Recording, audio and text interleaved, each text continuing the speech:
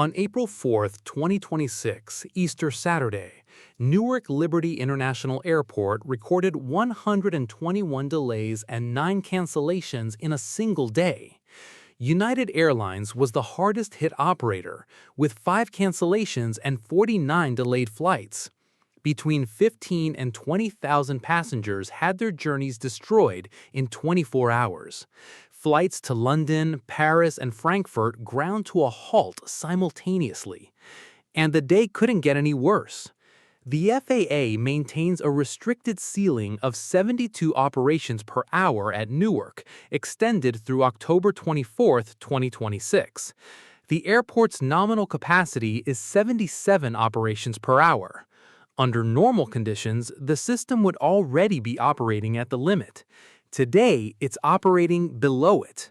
The controllers who manage Newark's airspace were relocated to the Philadelphia TRACON in July 2024, and the responsible unit is at 48% of certified staffing, only 22 controllers out of a target of 46.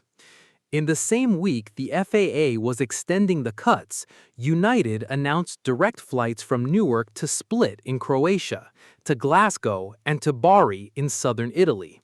So the question isn't why Newark is breaking, the question is why United, one of the largest airlines in the world, keeps betting on transatlantic routes at an airport that can't function, and who's paying that bill? United Airlines holds an absolute majority at Newark. According to the Bureau of Transportation Statistics, 58.36% of the airport's total passenger traffic. In terms of departures to Europe, the dominance is even greater. United operates 11,800 of the 19,400 transatlantic flights scheduled in 2026 from Newark. That equals 61% of departures to Europe. No other American carrier holds an absolute majority at a major airport. In 2026, Newark matched JFK in direct European destinations, 44 destinations each according to Cirium data, and surpassed it in flight frequency. To visualize the scale, United operates almost 7 daily flights from Newark to London Heathrow alone. Heathrow concentrates more United flights than Paris, Frankfurt, and Munich combined, departing from the same airport. But here's something very curious. That same growth created the fragility. Newark is United's 4th largest hub, behind Denver, Chicago O'Hare, and Houston Intercontinental. When Newark locks up, the entire system bleeds. The dominance that looks like absolute power is in reality the chain that ties the airline to an airport it cannot control. Today, we're going to analyze that paradox, United at Newark. We're going to look at 3 things. The first is the financial mechanism that explains why United cannot leave Newark even with the airport collapsing. The second point is the structural vulnerability of the American air traffic control system, which most passengers never notice when they board.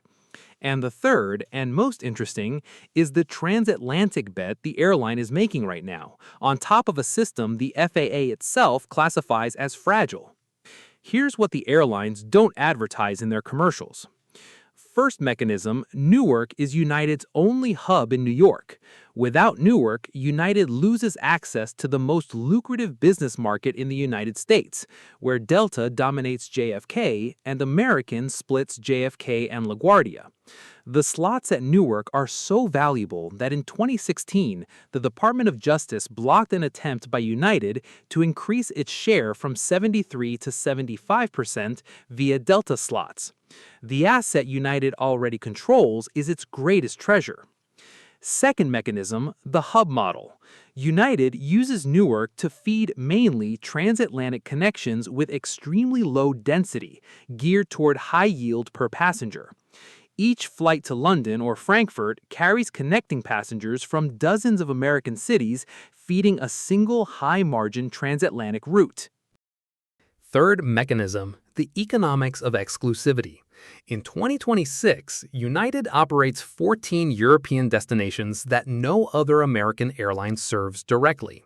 These are monopoly routes, with no direct competition from Delta or American. When you're the only direct flight from New York to Bari, Split, or Santiago de Compostela, you set the price. The best-kept secret in American aviation is simple.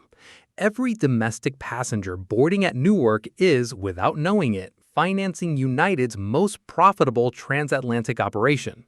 The passenger from Cleveland subsidizes the flight to Tokyo. The entire system works because the hub works. When the hub locks up, the entire math collapses. In 2019, Southwest Airlines, one of the most aggressive expansion airlines in American history, did something improbable. It walked away from Newark. Southwest had 16 peak-hour slots at the airport, originally granted as an antitrust remedy from the United Continental merger in 2010. Citing financial results below expectations, the airline consolidated its operations at LaGuardia. In 2022, those 16 slots were redistributed by the FAA to Spirit Airlines, not to reinforce United, but precisely to try to break its monopoly. The episode revealed the truth United hides. Newark was already operationally dysfunctional in 2019.